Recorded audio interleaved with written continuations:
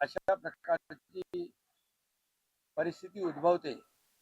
म्हणजे आता आपण पाहतोय की अगोदर युक्रेन रशियाचं युद्ध, त्यानंतर इराण, इस्रायल, अमेरिका हे युद्ध अजून तेही सुरू आहे। आणि युद्ध जरी आपल्या देशात नसलं तरी सुद्धा आहे त्या निर्माण होतात। आणि म्हणूनच प्रधानमंत्री मोदीजींनी पुढची जी काही आपल्याला परिस्थिती निर्माण होणार आहे त्यासाठी जनतेला अलर्ट केलेला आहे। आज आपण तेल, क्रूड ऑइल, कच्चं तेल सगळं इम्पोर्ट करतो, म्हणून परदेशी चलन जे आहे, परकीय चलन जे आहे ते देखील म्हणजे डॉलर ते देखील त्याचा देखील बचत झाली पाहिजे। आणि त्याचबरोबर जे आपण इम्पोर्ट करतो ते तेल म्हणजे त्याच्यामध्ये पेट्रोल, डिझेल ह्याची बचत झाली पाहिजे।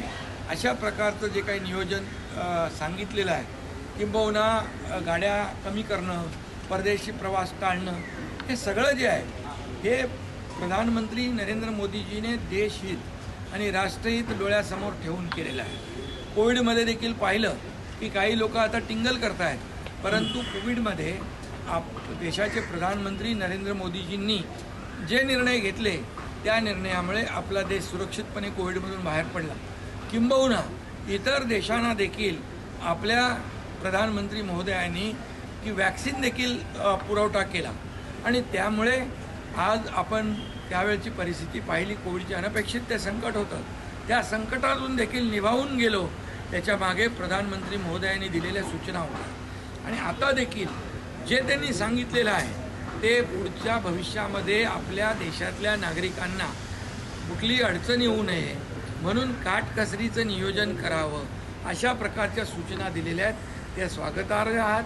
खरं म्हणजे त्या सूचनांचा आपण अंमल केला पाहिजे, अंमलबजावणी केली पाहिजे, प्रत्येकाने ते आत्मसात केलं पाहिजे। याच्यावर यामध्ये जे काही त्यांनी प्रधानमंत्री महोदयांनी सांगितलेलं आहे हे देशहितासाठी सांगितलं आहे। ते नेहमी म्हणतात नेशन फर्स्ट, राष्ट्र पहिलं आणि बाकी सगळं नंतर, आणि म्हणून मी त्यांचं स्वागत करतो। मी स्वतः त्याची अंमलबजावणी आजपासून केलेली आहे। EV कारमधून मी ठाण्याहून मुंबईला आलो।